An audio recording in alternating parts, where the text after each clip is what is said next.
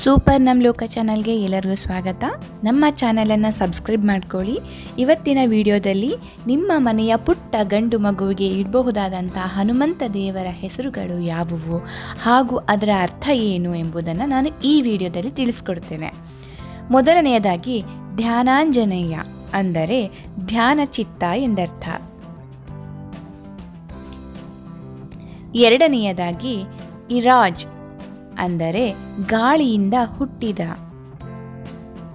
ಇವೆಲ್ಲ ಹನುಮಂತ ದೇವರ ಹೆಸರುಗಳು. ಮೂರನೆಯದಾಗಿ ಜಿತೇಂದ್ರಿಯ ಎಂದರೆ ಇಂದ್ರಿಯಗಳನ್ನು ಗೆದ್ದವನು.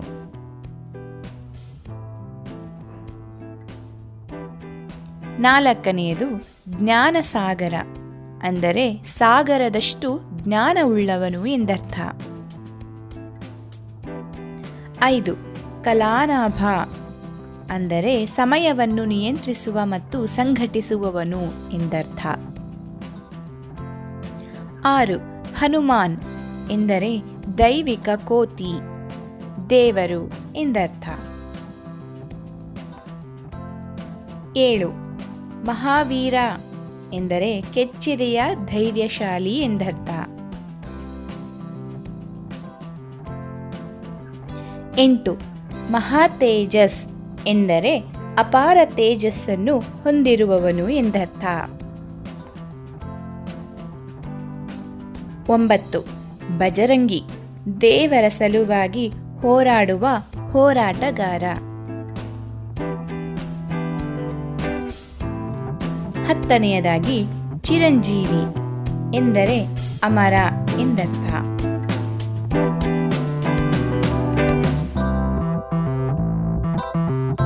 11 ಭಕ್ತವತ್ಸಲ ತನ್ನ ಭಕ್ತರ ರಕ್ಷಕ.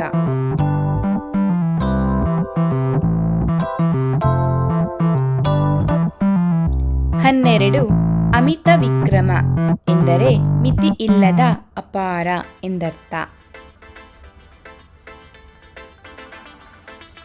13 ಪ್ರತಾಪವತ ಅಂದರೆ ವೈಭವ, ಹುರುಪು.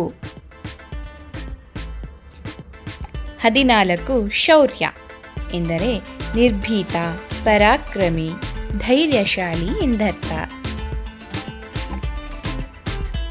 15 ಅನಿಲ್ ಎಂದರೆ ಗಾಳಿ, ಶುದ್ಧವಾದ ಅಥವಾ ತಂಪಾದ ಗಾಳಿ ಎಂದರ್ಥವಾಗುತ್ತದೆ.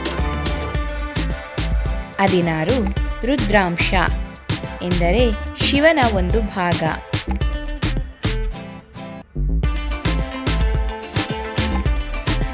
17 ಸಂಜು ಎಂದರೆ ವಿಜಯೋತ್ಸವ ಎಂದರ್ಥ.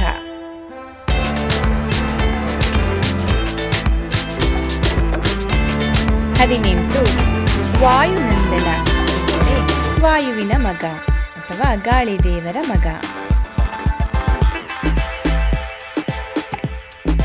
19 ತೇಜಸ್ ಎಂದರೆ ಅತ್ಯಂತ ಪ್ರಕಾಶಮಾನ.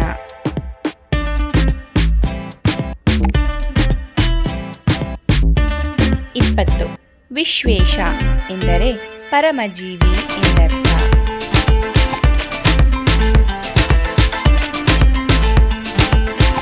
21 ಉರ್ಜಿತ ಎಂದರೆ ಶಕ್ತಿ ತುಂಬಿದ ಎಂದರ್ಥ. ಈ ವಿಡಿಯೋ ನಿಮಗೆ ಇಷ್ಟವಾದರೆ ಪ್ಲೀಸ್ ನನ್ನ ಚಾನಲ್ನ ಸಬ್ಸ್ಕ್ರೈಬ್ ಮಾಡ್ಕೊಳ್ಳಿ, ಲೈಕ್ ಮಾಡಿ, ಶೇರ್ ಮಾಡಿ ಹಾಗೂ ತಪ್ಪದೆ ಕಮೆಂಟ್ಸ್ ಮಾಡಿ. ನೆಕ್ಸ್ಟ್ ವಿಡಿಯೋದಲ್ಲಿ ಮತ್ತೆ ಸಿಗೋಣ.